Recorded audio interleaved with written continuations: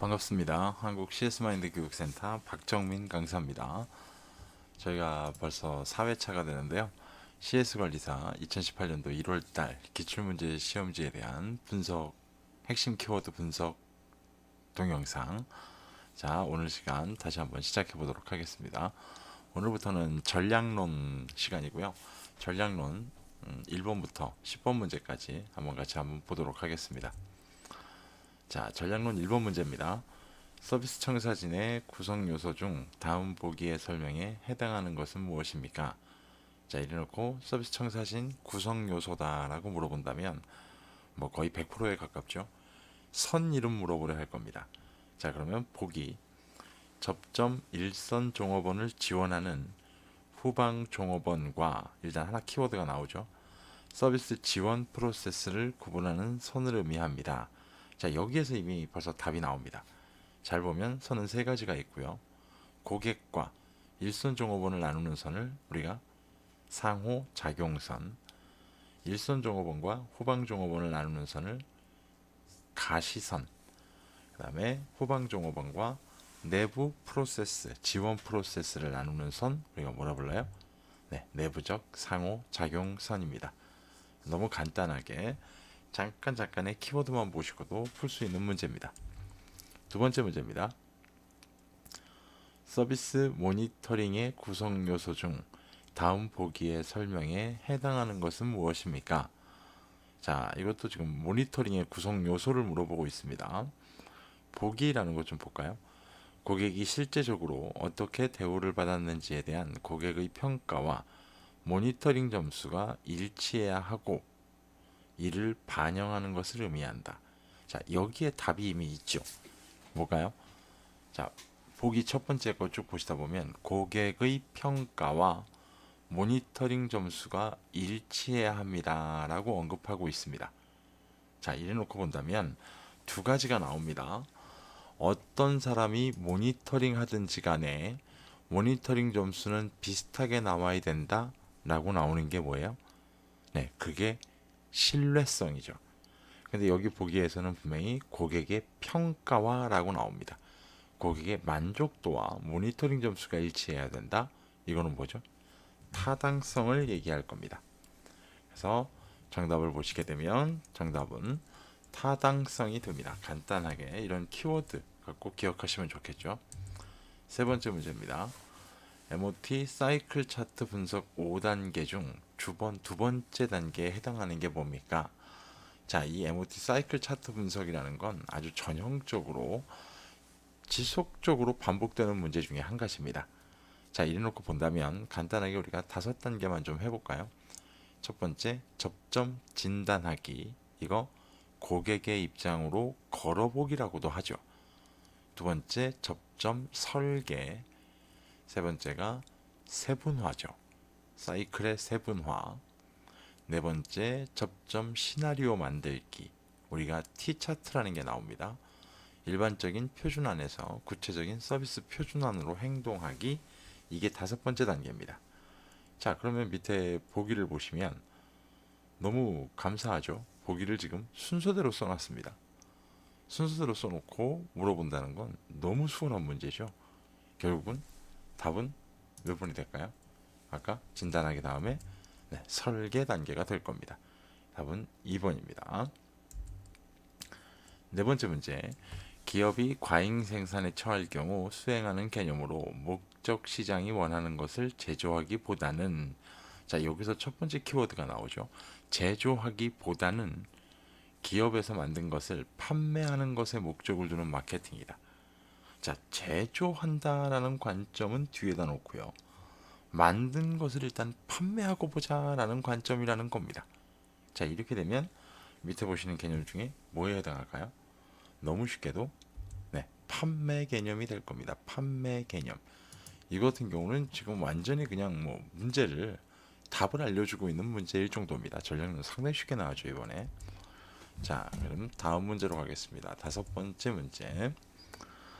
자, 다음 밑에 그림만 보셔도 뭐 서비스 삼각형이죠. 서비스 마케팅과 관련해 칼 알브레이트가 제시한 서비스 삼각형의 요소 중 다음 보기에 나 오른쪽에 있습니다. 오른쪽 사분면에 있죠. 들어갈 내용으로 알맞은 것은, 자, 이렇게 나왔는데요. 이 문제 같은 경우는요, 거의 답을 그대로 알려준 겁니다. 밑에 보기에 그림을 좀 보시면 삼각형 꼭대기에 기업이 있고요. 오른쪽 밑에 꼭지점에 고객, 그 다음에 왼쪽 꼭지점에 종업원이 있습니다. 자, 이래놓고 기업이 고객과 주고받는 내용이 뭡니까? 라고 본다 그러면 고객은 기업을 통해서 기업으로부터 무슨 마케팅을 받게 될까요? 고객은 무슨 고객입니까? 간단히 말하면 외부 고객이죠. 그래서 외부 마케팅. 가에 있는 거 보면 기업이 종업원한테 합니다. 이거 우리가 내부 마케팅. 아래쪽에 보시면 고객과 종업원이 마주보고 있습니다. 개론에서 얘네 둘은 뭐 한다고요? 네 글자로 상호작용한다 라고 말씀을 드렸습니다. 그러다 보면 35번의 답도 외부 마케팅. 굉장히 수월한 문제죠. 다음 문제입니다. 수학 분석 단계 중 내적 환경 분석과 관련해 내부 약점 요인이라 판단할 수 있는 근거에 해당하는 것은 무엇입니까? 자, 이거 내부 약점이랍니다. 내부 약점이라고 본다면 결국 뭘까요? 그렇죠. 우리가 갖고 있는 약점이라는 거예요. 자, 보기 좀 볼까요? 높은 이직률. 아, 우리 회사 사람 뽑으면 너무 빨리 그만둬요. 이거 약점이죠, 우리. 그죠? 두 번째, 우월한 제조 기술. 이게 약점일까요? 아, 우리는 굉장히 우월한 제조 기술이 있는데 이건 우리 회사 약점이에요? 아니야, 어느 누구도 안 그럽니다. 원활한 자금 조달. 이것도 약점일 리가 없죠. 높은 시장 점유율. 얘도 약점일 리가 없습니다. 탄탄한 마케팅 조직. 얘도 약점일 리가 없잖아요. 그렇다면 이거는 내부 약점 요인이라는 판단할 수 있는 근거를 외우지 않은 상태에서도 충분히 해결이 가능한 문제의 내용입니다. 답은 높은 이직률이 되겠죠. 흔히 예상하시는 것 그대로입니다. 자, 그래서 1번 높은 이직률이 답입니다. 다음 문제. 코틀러가 제시한 시장 세분화의 요건 중 다음 보기의 대화 내용과 가장 부합하는 것은 무엇입니까? 자, 이런 문제가 이제 굉장히 확장되는, 어떻게 보면 이런 대화 내용을 통해서 여기에서 핵심 코어를 끌어내야 되는, 핵심 부분의 내용을 끌어내야 되는 것들에 대한 질문을 물어보는 문제고요. 이런 문제가 점점 17년도 후반기부터 자주 출제되고 있는 문제 중에 한 가지 스타일입니다. 자, 보기를 좀 볼까요?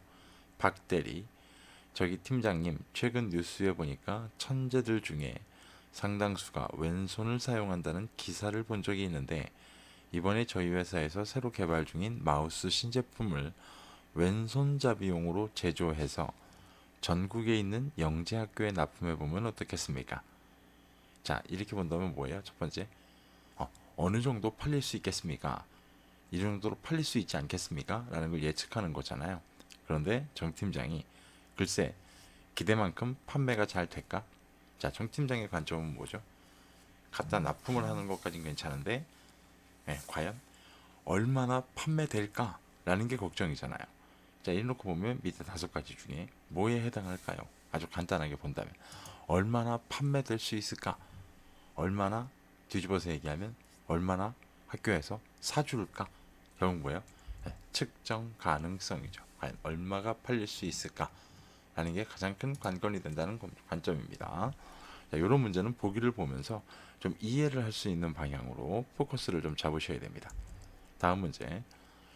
세분시장 유형과 관련해 여러 세분시장 중에서 매력적이고 기업 목표에 적합한 몇 개의 세분시장을 선택해 진입하는 전략에 해당하는 것이 무엇입니까? 라고 물어봅니다. 자, 일단 보면 문제 중에서 세분시장 중에서라고 나옵니다. 자, 그럼 어떻게 돼요? 일단 5번은 답이 아닙니다. 전체 시장이라 그러죠.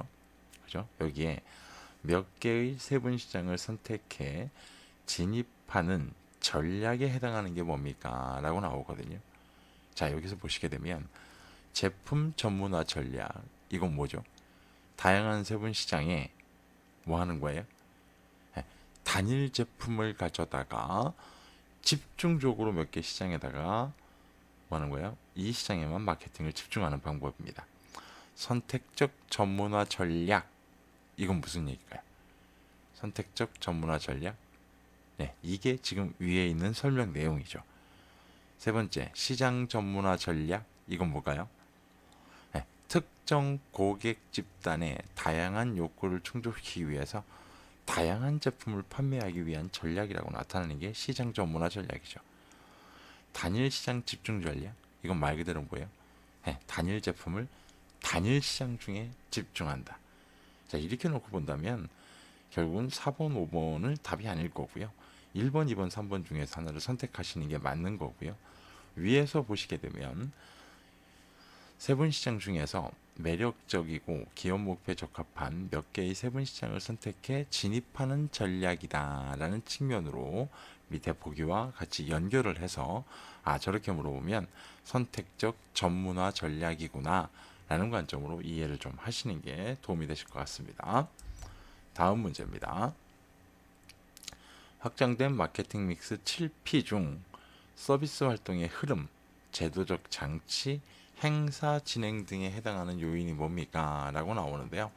이거 같은 경우는 솔직히 말씀드리면 이건 대표적으로 전략론 문제 중에 암기를 요하는 문제 중에 한 가지입니다. 자, 이러다 보니까 활동의 흐름, 제도적 장치, 그 다음에 행사 진행 등에 해당하는 요인이 뭡니까? 자, 여기서 굳이 키워드를 알려드린다면 잘 보세요. 흐름, 제도적, 행사 진행 잘 보시면 전부 다 뭔가 흘러간다는 관점입니다. 흘러간다는 관점이라고 딱 밑에 5가지 보기 중에 딱 나눠놓는다면 뭘까요? 너무 간단하게도 답은 뭘까요? 프로세스에 해당합니다. 자, 이런 관점으로도 나눠보실 수가 있습니다.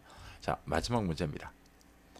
마케팅 전략 수립과 관련해 조셉 주란이 최초로 경영학에 도입한 개념으로 20%의 중요한 소수가 80%의 대수롭지 않은 다수보다 뛰어난 가치를 창출한다는 이론의 명칭은, 자, 여기서 일단 좀 보셔야 되는 건 착각하시면 안 돼요.